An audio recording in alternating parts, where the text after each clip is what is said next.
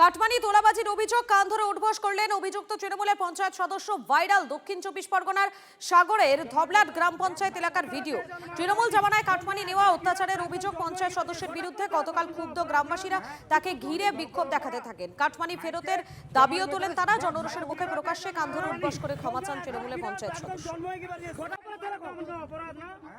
রয়েছে আয়লা জমি অধিগ্রহণ থেকে শুরু করে দোকানদারদের কাছ থেকে কাটমানি, আবাস যোজনার টাকা, একাধিক কমপ্লেন রয়েছে ওনার বিরুদ্ধে, কাটমানির অভিযোগ রয়েছে। তাই আজকের চামাগুড়ি বাজারে যেনাদের কাছ থেকে কাটমানি নিয়েছিলেন এই জনগণ ওনাকে ঘেরাও করে ওনাকে কান ধরে উঠবোস করিয়েছে। পরে গঙ্গাসাগর কোস্টাল থানার প্রশাসনের হাতে ওনাকে তুলে দেওয়া হয়েছে।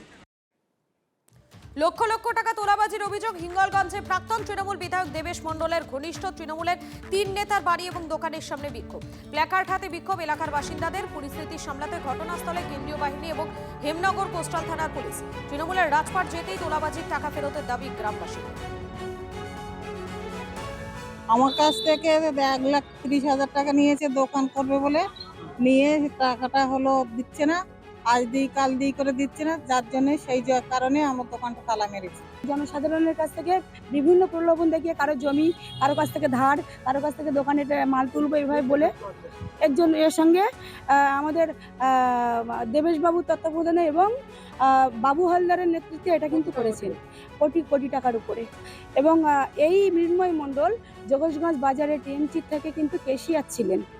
বাজার কমিটি ক্যাশিয়ার ছিলাম, তখন ন্যূনতম আমার ধারে আসেনি, কিংবা আমার কাছে 1 টাকা পাবে না, তো কেন আসবে? 1 টাকা পায় না আমার কাছে।